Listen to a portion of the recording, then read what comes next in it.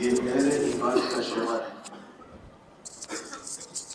مومن بندہ نہ تو جلد باز ہوتا ہے اور نہ ہی وہ نا امید اور مایوس ہوتا ہے۔ یہاں پر میں آپ کے سامنے مثال کے ساتھ بات سمجھانا چاہوں گا انشاءاللہ۔ یونس علیہ السلام جب وہ اپنی قوم سے بیزار ہو گئے اور انہوں نے اپنی دعوت، اس کا ٹائم پیریڈ تھا وہ مکمل کیا، تو انہوں نے اللہ تعالیٰ سے کہا اللہ اب یہ قوم باز نہیں آئے گی اور میں اس سے بری ہو چکا ہوں۔ اللہ تعالیٰ نے فرمایا کہ 3 دن کی ان کو مہلت دیجیے، آپ 3 دن کی وارننگ دیجیے ان کو، اور کہے کہ اس 3 دن کے بعد اللہ کا عذاب آ جائے گا اور آپ ہمارے حکم کا انتظار کیجیے گا۔ یونس علیہ السلام نے اپنی قوم کو اللہ کی بات پہنچا دی، اور جب پہلا دن شروع ہوا، دوسرا دن، تیسرا دن، تیسرے دن یونس علیہ السلام یہ سمجھ گئے کہ آج اللہ کا عذاب آئے گا اور مجھے اس قوم سے نکل جانا چاہیے۔ تمام پیغمبروں کی طرح اللہ تعالیٰ کے حکم کے آئے بغیر یہ پیغمبر اپنی قوم کو چھوڑ کے نکل گئے۔ آگے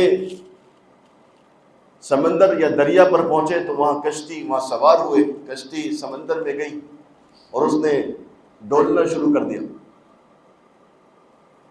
کسی عقل مند بندے نے کہا کہ لگتا ہے کوئی شخص اپنے مالک سے بھاگ کر آیا، اس کی وجہ سے یہ حالات ہم پر آئے، تو اس بندے کو کود جانا چاہیے، اور اگر کوئی ایک بندہ اس کشتی سے نہیں کودا تو سارے مارے جائیں گے۔ لیکن فیصلہ ہوا کہ قرعہ ڈالی جائے، قرعہ ڈالی گئی تو تینوں بار یونس علیہ السلام کا نام آیا۔ لوگوں نے ان کے چہرے کو دیکھا، لوگ ان کو پہچانتے نہیں تھے، کہا یہ بڑی معتبر شخصیت لگتی ہیں، ان کو ہم نہیں ڈال سکتے پانی میں۔ بالآخر وہ خود کود گئے۔ جب وہ خود کودے تو ایک سمندر کی بڑی مچھلی ان کا انتظار کر رہی تھی، اس نے منہ کھولا اور مچھلی کے پیٹ میں۔ یہاں تک آپ کو بات سمجھاتا ہوں۔ یونس علیہ السلام، میں یہ نہیں کہتا کہ انہوں نے غلطی کی، یہ جو لفظ ہے ہم پیغمبر کے لیے استعمال نہیں کریں گے کیونکہ وہ بہت عالی شان لوگ ہیں۔ میں یہ کہوں گا کہ ان سے جلدی ہوئی، وہ جلدی میں نکل گئے۔ انہوں نے حساب کتاب لگایا اللہ کی اس بات کے اوپر، آج تیسرا دن ہے، آج عذاب کا دن ہے، نکل جانا چاہیے۔ اللہ کے حکم کے بغیر وہ نکلے، اور جب انہوں نے جلدی دکھائی تو وہ مشکل میں پھنس گئے۔ تو یہاں پر یہ بات سمجھنا ضروری ہے کہ اگر آپ معاملات کے اندر، فیصلوں کے اندر، کاروباری معاملات ہوں یا گھریلو معاملات ہوں یا جماعتی معاملات ہوں یا مسجد کے معاملات ہوں، معاملات کے اندر جلد بازی نہیں کریں گے۔ اگر آپ اپنے کاروباری معاملات کے اندر آپ کسی پارٹنر سے ریلیٹڈ ہیں یا آپ اپنا کاروبار کر رہے ہیں، آپ کے کاروبار میں بہت سارے لوگ منسلک ہیں، تو وہاں آپ جلد بازی نہیں کریں گے کسی بھی فیصلے پر۔ دوسرا، آپ بدگمانی نہیں کریں گے، آپ کا گمان اچھا ہونا چاہیے۔ ایک بہترین اور کامیاب کاروبار شخص کی علامت ہوتی ہے کہ وہ جلد بازی نہیں کرتا اور پھر وہ بدگمانی بھی نہیں کرتا۔ آپ نے فیصلہ لینا ہے، آپ نے یہ قدم اٹھانا ہے، تو آپ سوچ بچار کر کے، مشورہ کر کے، ٹھہر کر، رک کر آپ وہ فیصلہ کریں، وہ قدم اٹھائیں۔ اسی لیے آپ دیکھیں کوئی بھی آپ کام کرنے جا رہے ہیں تو اللہ تعالیٰ نے استخارہ رکھا ہے۔ استخارہ اس کام کے اور اللہ کے درمیان استخارہ ہے۔ جب بندہ استخارہ کرتا ہے تو وہ رکتا ہے، اس کو اس استخارے کے ذریعے روکا گیا ہے، رکو، ٹھہرو، سوچو بچار کرو، اللہ کے آگے اپنی بات رکھو، پھر مشورہ کرو لوگوں سے، ٹھہر کر، رک کر اپنا کام کرو۔ اللہ رب العالمین تمہارے اس ٹھہراؤ کے اندر اس رکنے کے اندر سامنے پوزیشن واضح کر دے گا. آپ کہاں کھڑے ہیں, آپ کیا کرنے جا رہے ہیں, نقصان ہوگا فائدہ ہوگا. اگر آپ صحیح کام کرنے جا رہے ہیں اور اللہ کے یہاں دنیا اور آخرت میں یہ معاملہ ٹھیک ہے, وہ شادی کا ہو, کاروبار کا ہو, تو اللہ رب العالمین آپ کے سامنے حالات اور دروازے کھولنا شروع کر دیں. مثبت جواب, مثبت باتیں, مثبت سوچ, کبھی کبھار خواب کے ذریعے آپ کو اللہ آپ کی راہ آسان کرنا شروع کر دے گا. تو آپ یہاں دیکھیں کہ یونس علیہ السلام انہوں نے جلدی کی, جلدی میں نکلے, اور جلدی میں نکلنے کے بعد مشکلات کا شکار ہو گئے. تو یاد رکھیں میرے محترم, یہ جلد بازی بندے کو نقصان تک لے کے جاتی ہے. یہ جلد بازی بندے کو تقسیم کر دیتی ہے. یہ جلد بازی جائیداد کا مسئلہ ہے, اس مسئلے میں آپ ٹھہریں. جائیداد کے مسئلے میں اپنی رائے, اپنا قیاس, اپنی سوچ یہ داخل نہ کریں, ٹھہریں, رکیں, مشورہ کریں, کسی مفتی کو بلائیں, اپنا سارا معاملہ رکھیں. اس کے بعد جب فیصلہ آ جائے اس کو آہستہ آہستہ نافذ کیجیے. آپ دیکھیں گے کہ آپ بھائی بہن تقسیم نہیں ہوں گے. اور اب جلد بازی کریں گے تو آپ پھاڑ دیں گے, تقسیم کر دیں گے, ناانصافی ہو جائے گی. یہی وجہ ہے کہ رسول اللہ صلی اللہ علیہ وسلم نے قاضی کو اور جج کو یہ حکم دیا ہے کہ جب فیصلہ آ جائے تو دو چیزیں اس نے دیکھنی. نمبر ایک, وہ غصے کی حالت میں فیصلہ نہیں کرے گا. نمبر دو, وہ جلد بازی نہیں کرے گا. یوسف کشمیری صاحب کے ساتھ میں بیٹھا تھا تو انہوں نے بتایا کہ کیس آیا ان کے پاس, دو پارٹنر کا کیس تھا, کاروباری کیس, ٹپیکل کیس. کہا کہ میں چاہتا, میں فوراً, میں مفتی ہوں, شیخ الحدیث ہوں, ٹھک کر کے فیصلہ دیتا اور معاملہ ختم. نہیں, 3 مہینے لگائے انہوں نے, 3 مہینے. توجہ کے ساتھ یہاں ایک بڑا اہم نقطہ آپ کے سامنے عرض کروں گا. اس 3 مہینے کے اندر بہت ساری ایسی چیزیں تھیں, قلعی تھیں, گراہیں تھیں جو کھل گئیں. بہت سارے ایسے پوائنٹس جو نظر نہیں آ رہے تھے ان 3 مہینوں میں نظر آنا شروع ہو گئے. جو بے صبرا ہوگا تو وہ اپنا صبر کھو دے گا اور وہ تیش میں آ کے غلطیاں کرنا شروع کر دے گا, اور یہ ظاہر ہو جائے گا یہ بندہ ٹھیک نہیں. اور جو حق پر ہوگا وہ صبر کرے گا, رکا رہے گا, فیصلہ آنے تک صبر کرے گا, اپنے آپ کو روکے گا, اور پھر وہ غلطیاں نہیں کرے گا. 3 مہینے بعد یہ آزمائش تھی. آزمائش 3 مہینے کی آزمائش جلد بازی نہیں ہے. اگر جلد بازی ہوتی تو فیصلہ کہیں نہ کہیں غلط ہو جاتا. انہوں نے مجھے بتایا کہ اس فیصلے پر انہوں نے عبد الرحمن عابد صاحب سے مشورہ کیا, عبدالسلام بھٹوی صاحب سے مشورہ کیا, یوسف تیبی صاحب سے مشورہ کیا, جبکہ وہ خود بھی علمی شخصیت ہے یوسف کشمیری صاحب حفظہ اللہ. لیکن انہوں نے بڑے علماء کرام سے, اور انہوں نے نام لیا مجھے بھول گیا, 6-7 علماء کرام سے انہوں نے مشاورت کی, کرتے رہے مشورہ. پھر کاروباری لوگوں سے مشورہ کیا کہ جس سے یہ کاروبار ریلیٹڈ تھا. اس سارے مشورے کے بعد انہوں نے فیصلہ لکھا. یہ فیصلہ انہوں نے پھر ریفر کیا اپنے بڑوں کی طرف. کوئی غلط بات تو نہیں لکھ دی. جب ویریفیکیشن ہو گئی ساری چیز, فیصلہ سنا دی. جب فیصلہ سنایا دونوں فریق مطمئن ہو گئے, بالکل ٹھیک فیصلہ. تو میرے محترم, جلد بازی کام کے اندر بگاڑ کا باعث بنتی ہے, تباہی کا باعث بنتی ہے, نقصانات لے کے آتی ہے, مشکلات میں بندے کو ڈال دیتی ہے جلد بازی. 2 قسم کی یہاں پر باتیں. یونس علیہ السلام جلدی میں نکل گئے, مشکلات میں پھنس گئے. ادھر معاملہ کیا ہوا, قوم کے جو اچھے لوگ تھے جو یونس علیہ السلام کے ساتھ چل رہے تھے, جو اپنے حاکم کے ساتھ, جو اپنے امیر کے ساتھ کندھے سے کندھا ملا کر چل رہے تھے, جب انہوں نے یہ دیکھا کہ ہمارا پیغمبر کوچ کر گیا, چلا گیا, ناراض ہو گیا, چھوڑ گیا ہمیں,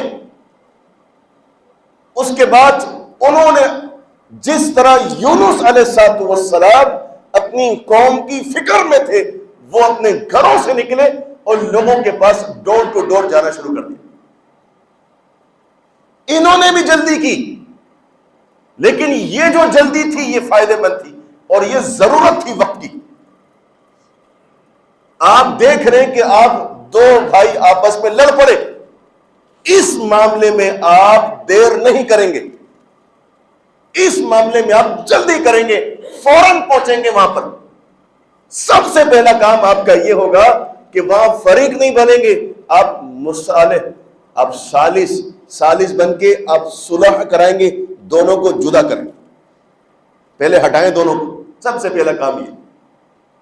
وہاں جا کے آپ ہاں اچھا یہ تو میرا قریبی دھڑا دھڑ اس کے ساتھ مل کے دوسرے کو شروع کر دیا، یہ نقصان ہو جائے گا، بہت بڑا نقصان کر دیں گے آپ، فریق بن کے یا جلد۔ ادھر جلدی کام کیا ہے وہ دیکھیں آپ، وہ قوم کے لوگ نکلے، اچھے لوگ، دیندار لوگ نکلے، جو اپنی امیر کے قائم مقام بن کر انہوں نے معاملات کو دیکھا کہ اللہ کا عذاب قریب ہے، پیغمبر جا چکا ہے، لوگوں کے پاس گئے، لوگوں کو جھنجھوڑا، سمجھایا، جو بات ان کو سالوں سمجھ نہیں آئی آج اللہ نے منٹوں میں سمجھا دی۔ توجہ کے ساتھ بعض اوقات اچھا ہونا یہ چاہیے، جب کوئی پھڈا لفڑا کوئی مسئلہ ہو جائے تو پھر ایسی شخصیت کو چنیں آپ صلح کے لیے، سالس کے لیے، کہ جو ان دونوں فریق کی ہر دل عزیز۔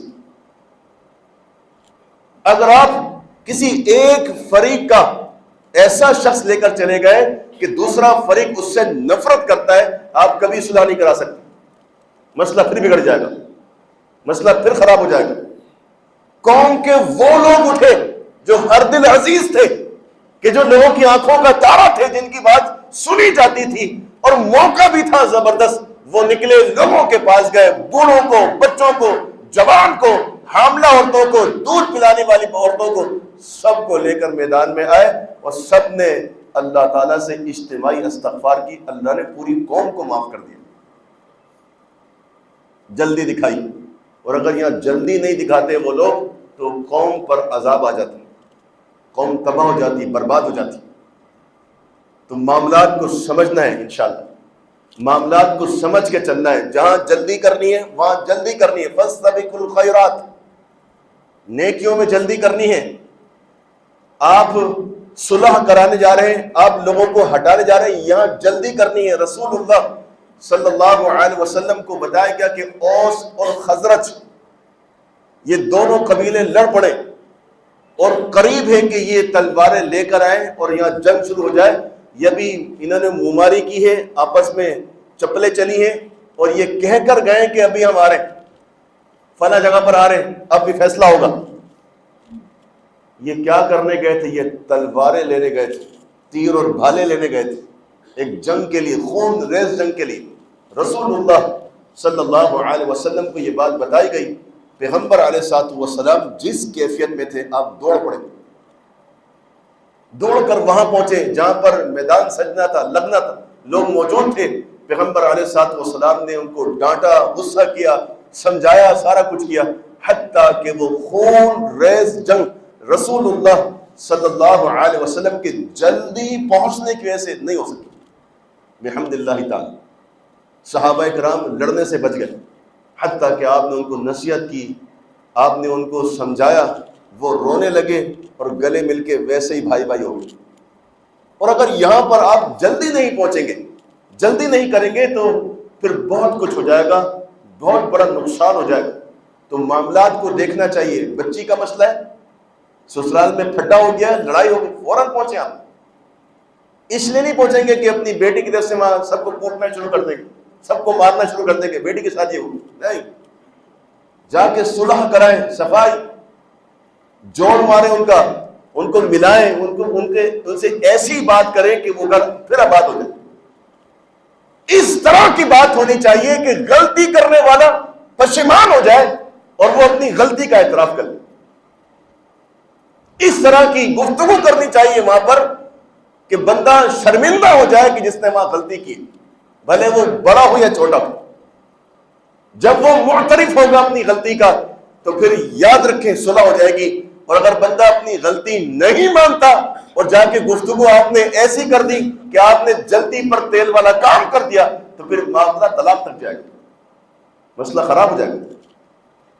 تو میرے محترم بھائی، جلد بازی، ہم نے یہ دیکھنا ہے کہ جلدی کہاں کرنی ہے اور جلدی کہاں نہیں کرنی. جب فیصلہ ہو، جہاں معاملات ہوں، وہاں پر آپ جلدی نہ کریں، اور جہاں پر آپ صلح کا معاملہ لے کے جا رہے ہیں، کوئی مسئلہ ہے، کوئی جھگڑا ہے، وہاں پر آپ جلدی کیجئے. تیسرا، یہ جو نیکیاں ہوتی ہیں، نیکیاں، اس میں آپ نے جلدی کرنی ہے. جب آپ نیکی میں جلدی کریں گے تو آپ جلدی نیکی پالیں گے. دوسری بات، مایوس اور نا امید. اللہ رب العالمین نے بندے کے اندر احساسات رکھیں، اس کی فطرت کے اندر یہ چیز شامل ہے، اس کے اندر احساسات ہیں. نا امیدی کا بھی احساس اس کے اندر ہوتا ہے اور وہ پر امید بھی ہوتا ہے. لیکن یہاں جو میں بات سمجھانا چاہتا ہوں کہ مومن بندہ ہمیشہ پر امید رہتا ہے، حالات جیسے بھی. میں آج کے حالات پر تھوڑی سی بات کرنا چاہوں گا. یہ جو پاکستان کے حالات بنے ہوئے، ان حالات میں ہر کوئی مایوس ہے، ہر کسی سے. اب تو لوگ اداروں سے، فوج سے مایوس ہونا شروع ہوئے. لیکن یاد رکھیں اس بات کو، جن لوگوں کے پاس ایک بہت بڑی نعمت ہوتی ہے وہ ہے جماعت، وہ لوگ کبھی بھی مایوس نہیں ہوتے. صحابہ اکرام ایک جماعت کی مانند تھے، انہوں نے کبھی بھی مایوسی نہیں دکھائی. لیکن بعض مقامات، بعض اوقات یا بعض وقت ان پر ایسے آئے، اتنے شدید اور اتنی بڑی آزمائش ان پر آئی کہ وہاں پر ایک بہت بڑے زبردست قسم کے صحابی مایوس ہو گئے. ان کا نام ہے عمر فاروق رضی اللہ تعالیٰ. صلح حدیبیہ کے موقع پر نبی علیہ الصلوۃ والسلام نے جو شرائط طے کی، کافروں کے ساتھ جو شرائط طے ہوئی، ان تمام شرائط کے اندر زیادہ تر فائدہ کافروں کو تھا، ان کے حق میں تھی. جب ان شرائط کو رسول اللہ صلی اللہ علیہ وسلم نے مان لی، ساری شرائط مان لی آپ نے، حتیٰ کہ آپ نے دستخط بھی کر دیا، مہر لگا دی آپ نے، تو عمر رضی اللہ تعالی عنہ، صرف میں ان کی بات کر رہا ہوں، ان جیسے کتنے صحابہ ہوں گے جو مایوس ہو گئے ہوں گے. وہ نبی صلی اللہ علیہ وسلم کے پاس آئے اسی کیفیت میں، مایوسی کی کیفیت، نا امیدی کی کیفیت میں. انہوں نے کہا کہ کیا آپ اللہ کے رسول نہیں ہیں؟ فرمایا میں اللہ کا رسول. یہ جو دین آپ کے پاس ہے، یہ سچا دین نہیں؟ کہا یہ سچا دین ہے. تو پھر آپ اتنی جھکی ہوئی صلح کیوں کر رہے ہیں؟ اتنی دبی ہوئی صلح، یعنی بظاہر اس میں شکست نظر آ رہی ہے، کمزوری ہے اس کے اندر. ہم مسلمان قوم ہیں، ہم اللہ پر ایمان رکھتے ہیں، اللہ پر بھروسہ رکھتے ہیں، پھر اتنی دبی ہوئی کمزور سی صلح. سمجھ نہیں آ رہا تھا حالات کیا ہیں، کس طرف جا رہے ہیں. رسول اللہ صلی اللہ علیہ وسلم کافروں کی ساری بات مان کر کھڑے ہیں یہاں پر، جبکہ وہ یہ سمجھتے تھے کہ اسلام میں کمپرومائز نہیں ہے، نہیں ہوگا کمپرومائز، نہیں ہوگی کوئی صلح، کسی قسم کا معاہدہ نہیں ہوگا. شاید وہ بھول گئے تھے کہ رسول اللہ صلی اللہ علیہ وسلم جب آپ پہلی بار مدینہ آئے، ہجرت کر کے مدینہ آئے، تو نبی صلی اللہ علیہ وسلم نے آتے ہی یہودیوں سے میثاق مدینہ کیا. یاد ہے آپ کو؟ وجہ کیا تھی؟ مدینے کو بچانے کے لیے، مدینے کی عوام کو بچانے کے لیے، مدینے کے اسلام کے تحفظ کے لیے، مدینے کی جماعت کو بچانے کے لیے آپ نے اپنے ازلی دشمن یہودیوں سے معاہدہ کیا. اگر آج پاکستان اسرائیل کو مان لے، کیا ہے سر پہ کیا ہوگا؟ کھانا خراب ہو جائے گا. لوگ یہ کہتے ہیں. ہمیں کیا پتا یہ اسرائیل کا ماننا پاکستان کے اسلام کے حق میں یا نہیں ہے. صحابہ کرام کو یہ بات سمجھ نہیں آ رہی تھی کہ یہودیوں سے معاہدہ، میثاق مدینہ، کیا ہم کمزور قوم ہیں؟ کیا ہمارے پاس تلواریں نہیں ہیں؟ کیا ہمارے پاس تعداد نہیں ہے؟ کیا اللہ کی مدد ہمارے ساتھ نہیں ہے؟ اگر بالفرض کافر مدینہ پر حملہ کر بھی دیتے تو ہم لڑیں گے تو کیا اللہ ہماری مدد نہیں کرے گا کہ ہم یہودیوں کا سہارا لیں؟ نہیں میرے محترم بھائی، میں اس کی مثال دیتا ہوں. ہم سب ایسے لوگ موجود ہیں، ہم میں سے کہ جو گھروں کو چلا رہے ہیں، سربراہ ہیں گھر کے. اکثر لوگ گھر کے سربراہ ہیں. اب آپ ذرا سوچیں، میرے گھر کے اندر میرے ہی زبان کے بولنے والے موجود ہیں، کیا خیال ہے؟ غفار بھائی کوئی آپ کے سرائکی گھر میں موجود ہے؟ یہ سارے کھتری بولتے ہیں؟ سارے کھتری بولتے ہیں. یعنی ہر سربراہ کے گھر میں اسی کی زبان بولنے والے، اسی کی قوم کے، اسی کی طرح لباس، اسی کی طرح افکار، سوچ بچار، اور میری سربراہی میں سب موجود ہیں. لیکن اختلافات ہو جاتے ہیں، مسائل ہو جاتے ہیں گھر کے اندر، ہو جاتے ہیں، اور میں ٹیکل کر لیتا ہوں. بعض اوقات ایسے مسئلے آتے ہیں میرے گھر میں ٹینشن میں آ جاتا ہوں اور مجھے اپنے کسی بڑے بھائی سے یا کسی دوست سے مشورہ کرنا پڑتا ہے اپنے گھر کے لیے. جبکہ میرے گھر میں کتنے افراد ہیں؟ زیادہ سے زیادہ کسی گھر میں 15 ہوں گے، میکسیمم 20 ہوں گے، 20 لگا لیں. 20 افراد کا گھر اگر کسی بڑے مسئلے میں پھنس جائے تو اس کا سربراہ ٹینشن میں آ جاتا ہے، پریشان ہو جاتا ہے. اس کے بعد اس کو مشورہ کرنا پڑتا ہے، رہنمائی لینی پڑتی ہے، جانا پڑتا ہے کسی کے پاس، کسی کا سہارا لینا پڑتا ہے اپنے گھر کو مینیج کرنے کے لیے، گھر کا معاملہ صحیح کرنے کے لیے، صحیح وے میں جانے کے لیے. اور پھر پورے ملک کو چلانا ہو جہاں پر کئی قسم کی زبانیں بولنے والے ہوں، کئی قسم کی مذہبی جماعتیں ہوں، کئی قسم کی سیاسی جماعتیں ہوں، لپڑے پھڈے جھگڑے، معیشت کا مسئلہ، معاشرت کا مسئلہ، یہ بے پناہ مسائل ہوں اور آپ یہ سمجھ رہے ہو کہ یہ یوں حل ہو جائیں، ان پر کوئی ٹینشن نہیں ہے، یہ ڈرامے بازی کر رہے ہیں، یہ مسئلہ نہیں. میرے محترم بھائی، جب بندہ اوپر بیٹھا ہوتا ہے، اوپر ٹاپ کے اوپر، تو وہ مسائل کو دیکھ رہا ہوتا ہے، اس کو معلوم ہوتا ہے کہ مجھے کس سے معاہدہ کرنا ہے اور کس سے نہیں کرنا. ان حالات میں کس کس ملک جاؤں اور وہاں جا کے بات کروں اور کس کس ملک میں ابھی مجھے نہیں جانا، کن کو ماننا ہے اور کن کو نہیں ماننا، کن کے سامنے پھیلانا ہے اور کن کے سامنے نہیں پھیلانا. یہ حالات اور واقعات اس کو مجبور کرتے ہیں. جس کنڈیشن میں ہم ہیں، جس کنڈیشن میں، اس کنڈیشن کے اندر جلد بازی نہیں کرنی، بات کرتے ہیں، اور نا امید اور مایوس نہیں ہونا. یہ فتنوں کا دور ہے، فتنوں کا، شدید فتنوں کا دور. اور آپ کیا سمجھتے ہیں کہ یہ فتنے ختم ہو جائیں گے؟ یہ بڑھیں گے، بڑھیں گے. کیونکہ رسول اللہ صلی اللہ علیہ وسلم کی پیشن گوئی کے مطابق فتنہ سمندر کی لہروں کی طرح آئے گا اور بندہ سمجھے گا یہ بہت بڑا فتنہ ہے. جب وہ تھم جائے گا، لہر بیٹھ جائے گی تو اس کو سکون ملے گا. جیسے ہی وہ سکون لینے کے لیے بیٹھے گا، ایک اور بڑا فتنہ اس سے زیادہ خطرناک پھر آ جائے گا.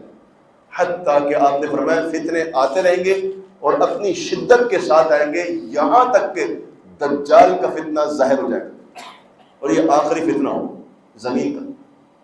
اس سے بڑا کوئی فتنہ نہیں. اس کے بعد قیامت آ جائے گی. یہ فتنے ختم نہیں ہوں گے. جب فتنے ختم نہیں ہوں گے، ان کی شدت ختم نہیں ہوگی، تو پھر کرنے والا کام کیا ہے؟ کرنے والا کام یہ ہے کہ آپ مایوسی، نا امیدی ختم کر دیں کہ اب مر گئے، تباہ ہو گئے، برباد ہو گئے، سب کچھ ختم ہو گیا. نہیں بھائی، کچھ بھی ختم نہیں ہو. جب تک میں زندہ ہوں تو کچھ بھی ختم نہیں ہو. جب میں مر جاؤں گا تو پھر سب کچھ ختم ہو گیا. کیا حال؟ میں نہیں بچا تو کیا حال؟ فائدہ استفادہ کس سے لوں گا؟ جب تک میں زندہ ہوں سب کچھ موجود ہے. میں آپ کو جو بات سمجھا رہا ہوں کہ عمر رضی اللہ تعالیٰ وہ مایوس ہو گئے اور رسول اللہ صلی اللہ علیہ وسلم کے پاس آئے اور انہوں نے یہ بات کی. پیغمبر علیہ السلام نے فرمایا کہ میں اللہ کا رسول ہوں. اے عمر، یہ بات جان لو کہ میں اللہ کا رسول ہوں اور میں جو بھی کام کرتا ہوں اللہ کے حکم کے مطابق کرتا ہوں. مجھے اللہ نے کہا، یہ اپنی مرضی سے نہیں کر رہا ہوں، مجھے وحی کی گئی ہے یہ صلح کرنے کی. پہلے بھی اللہ کی وحی کے ساتھ آپ نے یہودیوں سے معاہدہ کیا تھا. یہودیوں سے معاہدہ ہو سکتا ہے. رسول اللہ صلی اللہ علیہ وسلم نے حالات کے مطابق، جب آپ کو اپنا ملک بچانا ہو، اپنی جماعت بچانی ہو، اسلام مسلمانوں کو بچانا ہو، تو پھر یہ معاہدے کیے جا سکتے ہیں حالات کو دیکھ کر۔ رسول اللہ صلی اللہ علیہ وسلم نے باقاعدہ یہودیوں سے معاہدہ کیا اور ان کو یہ باور کروایا اس معاہدے کے اندر کہ اگر مدینے پر حملہ ہوگا تو آپ اپنے اوپر حملہ تصور کر کے ہمارے ساتھ کھڑے ہوں، اور اگر آپ پر حملہ ہوا تو ہم اپنے اوپر حملہ سمجھ کر آپ کے ساتھ کھڑے۔ ایسا معاہدہ، ان کی جان اور مال کا تحفظ، اور وہ بھی ہمیں تحفظ دیں۔ یہی وجہ ہے کہ یہودی شروع اوائل کے اندر جب تک آپ کی یہودیوں سے جنگ نہیں ہوئی اس وقت تک یہودیوں نے رسول اللہ صلی اللہ علیہ وسلم کا دفاع کیا اور اللہ کے رسول علیہ السلام سے جنگ نہیں کی، وگرنہ وہ دشمن تھے، آپ پسند نہیں کرتے تھے، آپ نفرت کرتے تھے۔ یہی وجہ تھی کہ بعض موقعوں پر انہوں نے نبی علیہ الصلوۃ والسلام کے گوشت میں زہر ڈالا، کئی موقع پر انہوں نے آپ کو اوپر سے بھاری چیز گرا کر شہید کرنا چاہا۔ یہ دشمنی تھی، ان لوگوں نے آپ علیہ السلام کے خلاف گالی گفتار کی، اشعار پڑے، خطرناک قسم کے، یہودی تھے یہ، لیکن کیونکہ وہ معاہدے کے اندر تھے اس لیے وہ کھل کے آپ کے خلاف کچھ نہیں کر سکتے تھے۔ جس نے کیا تو وہ مارا گیا، لیکن آپ نے ان سے جنگ نہیں کی۔ جنگ کب کی؟ جب انہوں نے معاہدہ توڑ دیا، جب انہوں نے صلح توڑ دی، پھر آپ نے ان سے جنگ کی، پھر آپ نے ان کو بتایا کہ ہم کیا ہیں۔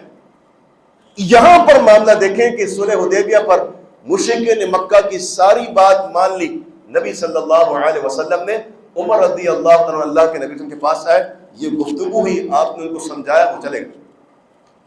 پھر وہ ابوبکر کے پاس گئے، یہی باتیں ان سے کی، تو انہوں نے کہا کہ اے عمر، آپ اللہ کے رسول، ایسی گفتگو، ایسی باتیں زیبا نہیں دیتی، یقین رکھو، صبر کرو، رک جاؤ، سمجھا رہے ہیں آپ۔ عمر رضی اللہ عنہ خاموش ہو گئے، لیکن دل اور دماغ میں یہ چل رہا ہے، یہ کیلکولیشن چل رہی ہے، یہ صحیح نہیں ہو رہا۔ ہم بھی یہی چیز سوچ رہے تھے، یہ صحیح نہیں ہو رہا، ممکن ہے صحیح نہیں ہو رہا، لیکن ہمارا کام کیا ہے؟ رسول اللہ صلی اللہ علیہ وسلم نے تھوڑی دیر بعد عمر کو بلوا لیا، کہا کہ عمر کو بلا کے لاؤ۔ صحابی آئے، کہا کہ آپ کو نبی علیہ السلام نے بلایا۔ عمر کہتے ہیں میں ڈر گیا کہ شاید میرے خلاف وحی اتر گئی، کیونکہ میں نے باتیں ایسی کی ہیں، غصیلہ لہجہ، سخت لہجہ، نا امیدی، مایوسی کی بات، ایسے موقع پر رسول اللہ صلی اللہ علیہ وسلم پر آبجیکشن۔ کہتے ہیں میں ڈر گیا کہ شاید کوئی وعید نازل ہوگی میرے خلاف، یا میرے بارے میں کوئی اللہ کی طرف سے فتویٰ آ گیا، کوئی مسئلہ ہوگا۔ کہتے ہیں میں ڈرا ہوا گیا، آپ علیہ السلام مسکرا رہے تھے، فرمایا کہ اے عمر، کیا میں تم سے نہیں کہہ رہا تھا کہ میں جو کچھ بھی کر رہا ہوں اللہ کے حکم سے کر رہا ہوں؟ دیکھو اللہ تعالیٰ نے سورہ فتح نازل فرما دی، یہ صلح نہیں ہے، یہ فتح ہے، یہ صلح نہیں ہے، یہ فتح ہے۔ بظاہر اس کی جتنی بھی شقیں ہیں یہ ساری خلاف ہیں، لیکن آگے جا کے آپ کو معلوم چلے گا کہ حالات آپ کو بتائیں گے کہ یہ فتح ہے۔ 20 سال افغانستان میں جنگ، سرد جنگ، اوائل کے اندر جب یہ افغانستان پر حملہ ہوا، ہمارے ذہنوں میں یہی مسئلہ تھا کہ جناب بک گئے، لٹ گئے، دے دیے، فوج بک گئی، مارے گئے، کچھ نہیں بچے گا، سب تباہ ہو جائے گا۔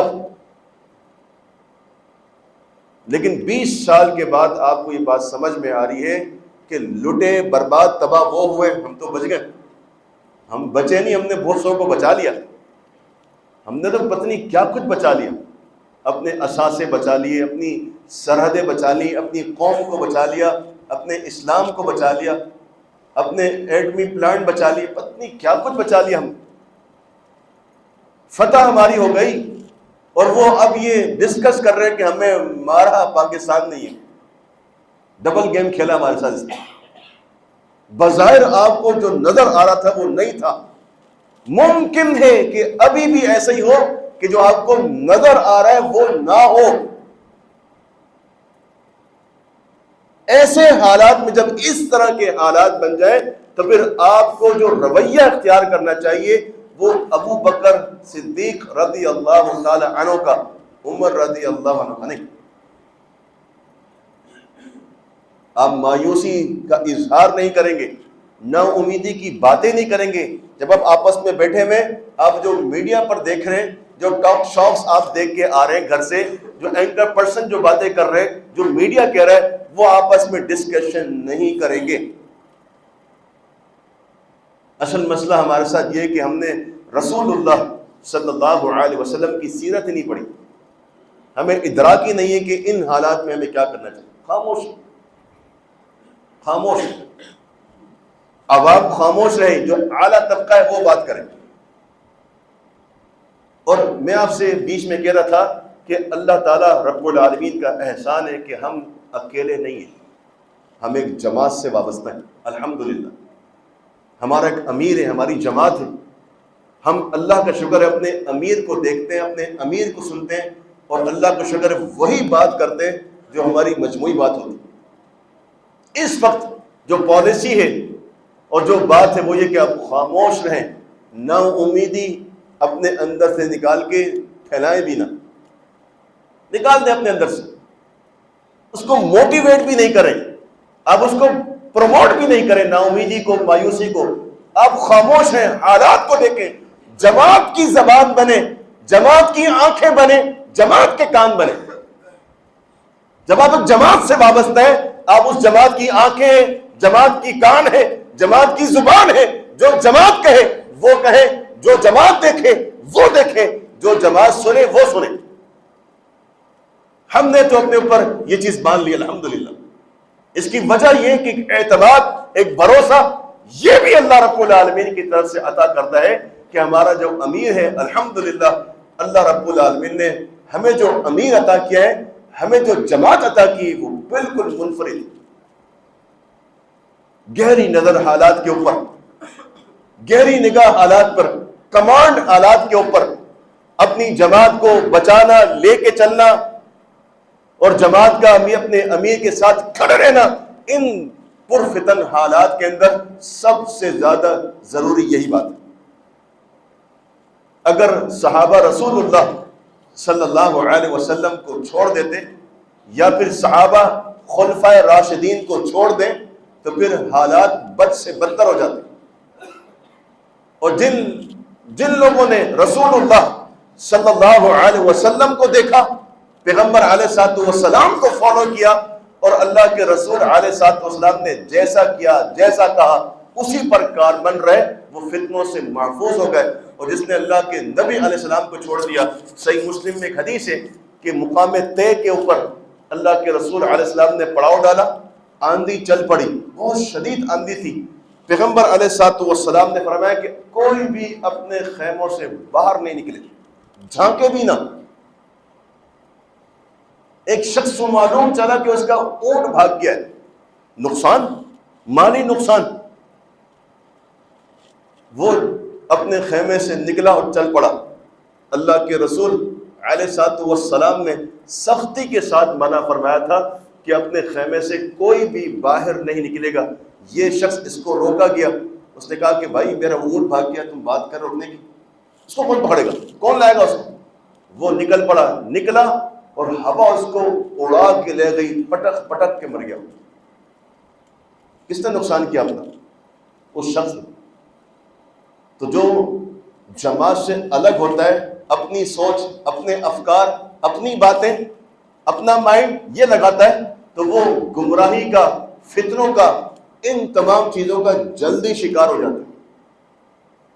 اس کی وجہ ہے کہ رسول اللہ صلی اللہ علیہ وسلم نے فرمایا کہ یہ جو مسلمان ہیں یہ بھیڑوں کی مانند، ان کی مثال کیا ہے؟ جماعت کی مثال یہ ریوڑ ہے، ریوڑ۔ اس ریوڑ کے اوپر ایک چرواہ ہے، جو بکریاں، بھیڑ اس چرواہے کے حکم پر چلیں گی، اس کے کہنے پر چلیں گی، اس کے ساتھ چلیں گی، وہ بچیں گی۔ جو اس کو فالو کریں گی، ان کی نگاہیں، ان کی کان، وہ اپنے چرواہے کی طرف نگاہیں بھی اور کان بھی چرواہے کی طرف، اس کی آواز پر لبیک، اس کے اشاروں پر لبیک، پھر اس کے بعد یہ چل پڑیں گی تو اپنے ٹھکانے تک پہنچ جائیں گی. اور اگر کوئی بکری یا کوئی بھیڑ الگ ہوتی ہے، اچھی چراگاہ دکھی ہے اور وہاں نکل پڑی اور وہاں اس نے چرنا شروع کیا، جماعت کہیں جا رہی ہے وہ کہیں ہے، فرمایا اس بھیڑ یا بکری کو بہت جلدی بھیڑیا اچک لے گا، وہ اپنا دفاع نہیں کر پائے گی، اس بھیڑیا سے نہیں بچ پائے گی، مقابلہ بھی نہیں کر سکتی، سکت ہی نہیں مقابلہ کرنے کی. حالات کا مقابلہ سکت نہیں اکیلے بندے کی، ہاں حالات کا مقابلہ جماعت کر سکتی. ان 4 سال کی پابندیوں میں جماعت نے سروائیو کیا اللہ تعالیٰ کے فضل و کرم کے ساتھ.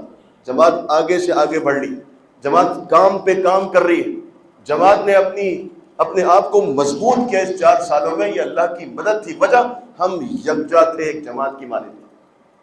اگر ہم ٹوٹ پھوٹ کا شکار ہوتے، کوئی کچھ سوچ رہا ہوتا، کوئی کچھ کر رہا ہوتا حالات میں، تو پھر ختم ہو جاتا معاملہ ساتھ. تو میرے محترم بھائی، جلد بازی، نا امیدی اور مایوسی، اس کو اپنے اندر سے نکالنا ہے انشاءاللہ. اور اللہ رب العالمین کی بہت بڑی نعمت ہمارے پاس موجود ہے اور وہ جماعت ہے. جماعت سے اپنے آپ کو منسلک کیجیے، تمسک اختیار کیجیے، جڑ جائیے، اپنے آپ کو جماعت کا حصہ بنائیے، اپنے امیر کی اطاعت کریں. انشاءاللہ اس دور کے جتنے بھی فتنے ہیں اللہ ہم سب کو اس سے محفوظ کر دے گا. اللہ تعالیٰ مجھ کو آپ کو سمجھنے کی، عمل کرنے کی توفیق عطا فرمائے. وآخر دعوانا ان الحمد للہ رب العالمین.